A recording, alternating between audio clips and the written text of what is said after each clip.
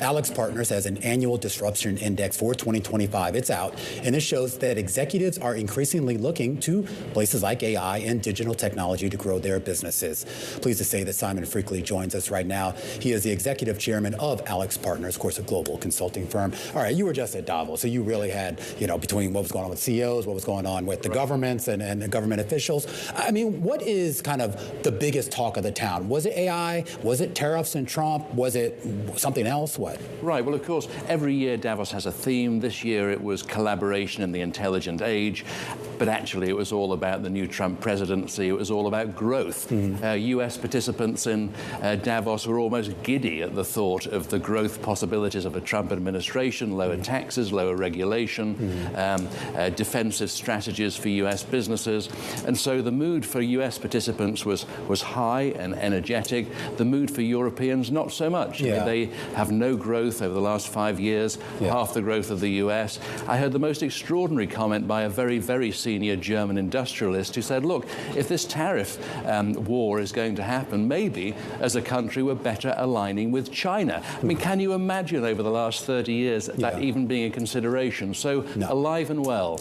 Alive and well. I want to talk a little bit about AI, and you mentioned China. So let's go with DeepSeek. I mean, that's really rattled the markets earlier this week. There's been a huge amount of spend by corporate executives, primarily here in the U.S., chasing after AI and all of the sort of ancillary things here. Was there talk then, prior to even knowing what we know about DeepSeek, that maybe some of that spend was either too much or maybe not efficient enough? I think the sheer size of the prospective spend was awe-inspiring for people. And of course, whether 500 billion was going to be enough, who knew? I think the extraordinary thing about DeepSeek is, as we all know, there's three elements to the AI equations: the algorithms, there's the processing power, and there's the data.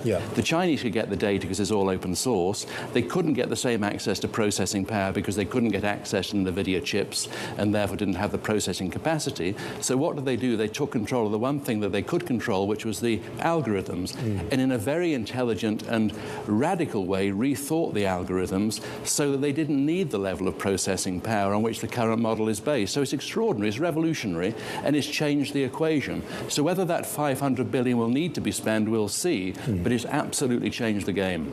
Right, it's sort of what that number winds up being is the tricky part. Simon, you mentioned the euphoria. I heard something very similar at a hedge fund conference the other day when I was there. Is the euphoria being put into practice? Like, how are CEOs executing this euphoria?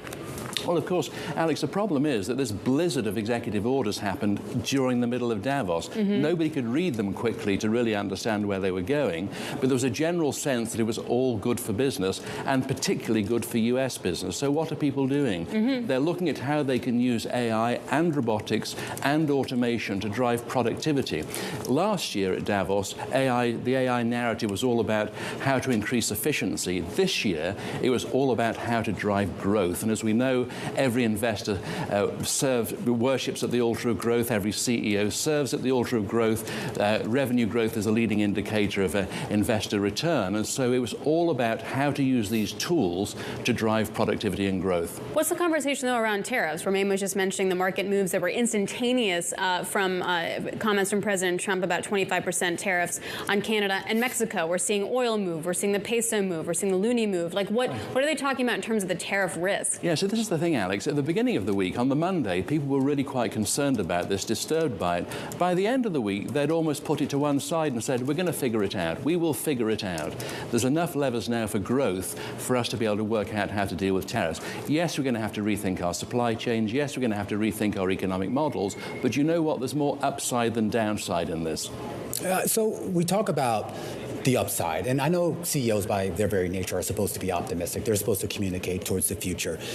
In the time that you've been, not just in the role as executive chairman, but in all your career, have you seen this type of uncertainty on the horizon at this magnitude? When was the last time you saw that? Well, this uncertainty, of course, has been around for a while. The disruption index that you mentioned that we produce every year, this year we've just produced our results. What it shows that, on average, people think that the world is just as disrupted as it's been for the last 4 or 5 years.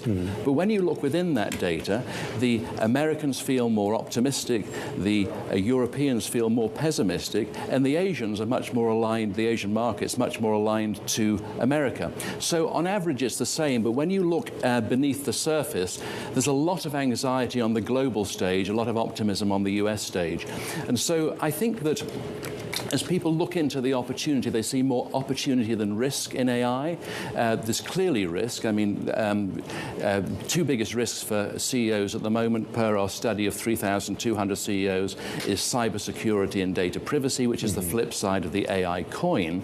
But on balance, they see more opportunity. And importantly, Romain, what our data shows is that CEOs are just getting better at dealing with these multiple uncertainties. They're getting better at pivoting. They're getting better at taking advantage of the pivots. Well, I'm glad you bring that up, too, because I remember a couple years ago, we did a bunch of segments here on the types of CEOs that were being hired, and for that matter, even some of the other folks in the C-suite, and the idea that these jobs have become much more complex. You know, it's not just about either being a bean counter if you're a CFO, or even just being, you know, a transformative leader if you're a CEO. You got to be a politician. You have to do a lot of things here. And I am curious as to how much that job has changed over the years, and whether we could see a shakeout, meaning that there are just some CEOs that were kind of cut from the old cloth that maybe aren't necessarily ready for this new world. I think you're absolutely right. Yeah. You look at the average tenure of a CEO in the S&P 500, it's almost halved over the last 12 years. Why is that? There's burnout. The skills that they need to have are different than they were 10 years ago.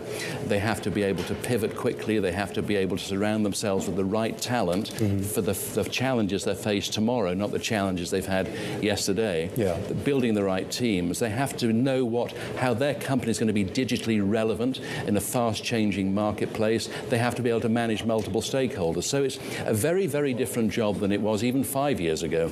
Yeah, exactly. Simon, thank you very much. Simon Freakley, Executive Chairman of AlixPartners.